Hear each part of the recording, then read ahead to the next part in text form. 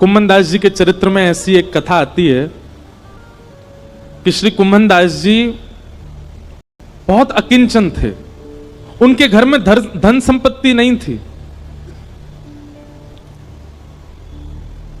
ठाकुर जी साक्षात प्रकट होकर उनकी गोद में बैठ करके खेलते थे।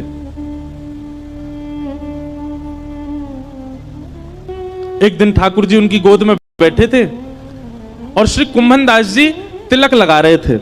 तो कहते हैं कुम्भन दास जी के घर में आरसी भी नहीं थी, शीशा भी नहीं था। कुम्भन दास जी तिलक कैसे लगाते थे? दो उपाय थे कुम्भन दास जी के। कठौते में जल भरते थे, उसमें अपना प्रतिबिंब देखते थे जल के अंदर, और प्रतिबिंब देख के फिर तिलक लगाते थे। या फिर ठाकुर जी किसी दिन खेलते खेलते उनकी गोद में आ जाते और गोद में बैठे बैठे ठाकुर जी बताते, हाँ कुम्भना यहाँ से सीधो ले चल लगो। अब यहाँ नीचे तो नहीं घुमाए दे, अब यहाँ तो नहीं ऊपर कर, बीच में यहाँ कोने कर, अब यहाँ कर। ठाकुर जी तिलक लगवाते थे कुम्भन दास जी का। कुम्भन दास जी के चरित्र में आता है कि श्री कुम्भन दास जी जब अपने खेत में हल जोतते थे तो ठाकुर जी ऐसे अपनी पीतांबरी में अनाज आदि जो भी होता था वो लेके स्वयं डालते हुए चलते थे कुम्भन दास जी के साथ।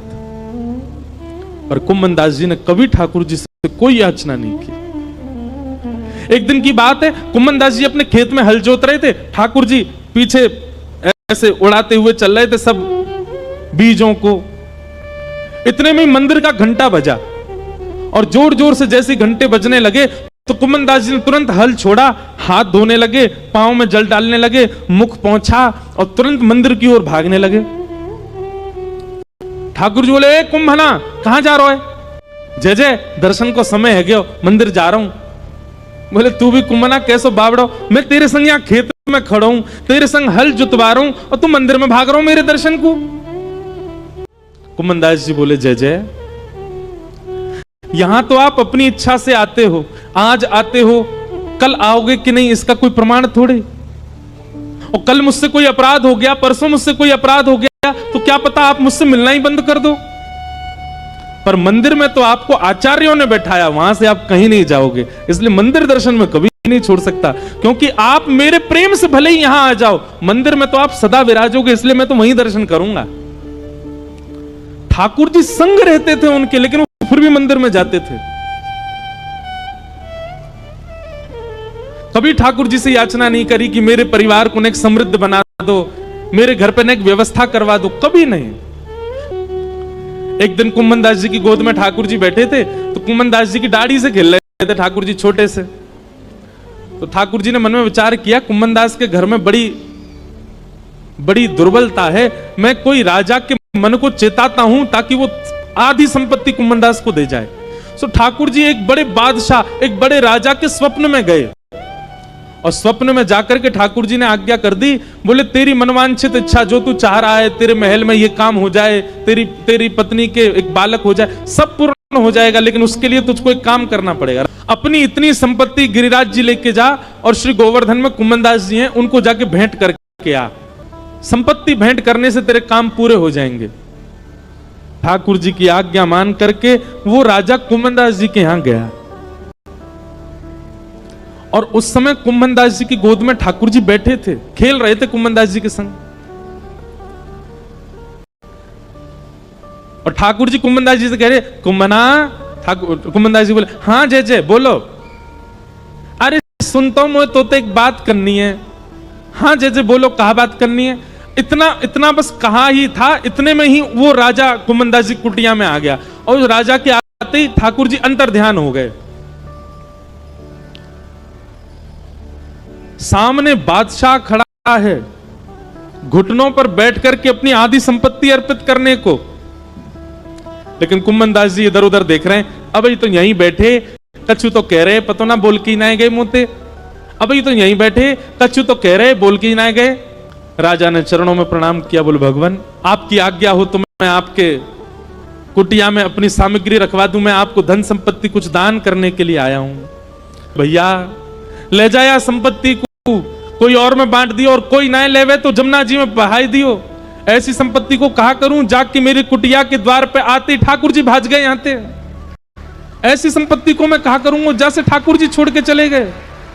घर के लोग चिल्ला रहे हैं, अरे कुम्भन दास जी कुछ तो ले लो, आपकी कुंवारी भतीजी है, उसका ब्याह करना है, घर की थोड़ी मरम्मत करवा देंगे, रात में वर्षा हो जाती है तो रात भर सो नहीं पाते हैं, हमारे घर में जल भर जाता है, अरे कुछ तो ले लो, कोई देने आया है।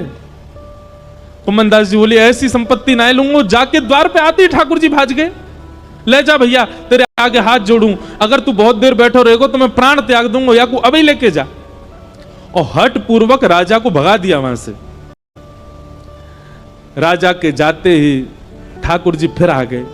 कुम्भना दौड़ करके गए, ठाकुर जी को गले से लगा लिया, बोले नाथ कहां चले गए आप? ठाकुर जी बोले कुम्भनदास एक बात बता, मैंने एक राजा को स्वप्न दिया, स्वप्न में जाकर के वाकु चेतायो कि अपनी आधी संपत्ति ले जाके कुम्भनदास को दे दे, और वो तू को देने आयो, तेने स्वीकार क्यों ना करी? अरे तेरे घर में बैठवे के काजे कोई चद्दर ना है, तिलक लगावे के काजे आरसी तक ना है, तेरी भतीजे के ब्याह के काजे एक फूटी कौड़ी तेरे घर में नहीं है, मैंने चेताए करके एक राजा को भेजो, तेने वापस कर दियो।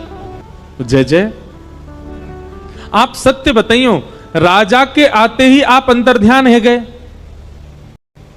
राजा जितनी संपत्ति लेकर के आयो, यदि मैंने वो स्वीकार कर ली होती, अपने घर में धर ली होती, अपने घर में लगा दी होती, तो आपको ये लगती अब तो कुम्भनदास पे खूब संपत्ति आ गई भैया, अब ये अपना घर बना लेगा, सब काम कर लेगा, और आप जो गए थे वो आते ही नहीं लौट करके। पर मैंने उस संपत्ति को स्वीकार नहीं किया, तो आप पूछने के लिए दोबारा आ तो गए मेरे घर पे। यह मेरा सौभाग्य है कि मेरे ठाकुर जी फिर प्रकट हो गए। आपको लगती कि भैया यहाँ पे तो अब सुख समृद्धि है, अब अपने आप सब लोग गुजर बसर कर लेगो। अरे लाचार बालक को बार बार मां ध्यान क्यों देती है? वो बालक चलने लग जाए, फिरने लग जाए, बोलने लग जाए, तो मां धीरे धीरे उसको अपनी जिम्मेवारियां समझाने लगती है। तू अब खुद चला कर, खुद उठा कर, खुद तैयार हुआ कर, खुद भोजन किया कर। लेकिन वो बालक लाचार ही रहता है, तो लाचार बालक को मां गोद से छोड़ती नहीं। नाथ मुझे केवल एक ही कामना है आपसे कि मुझे कभी संपत्तिवान मत बनाना, मुझे कभी योग्य मत बनाना। क्यों? बोले मैं असंपत्तिवान रहूंगा तो मैं स्वयं को लाचार मानूंगा, और मुझे लाचार जान आप सदा मुझे अपनी गोद में ही रखोगे नाथ, इसलिए मुझे ऐसे ही रहने दो, मुझे योग्यता नहीं चाहिए।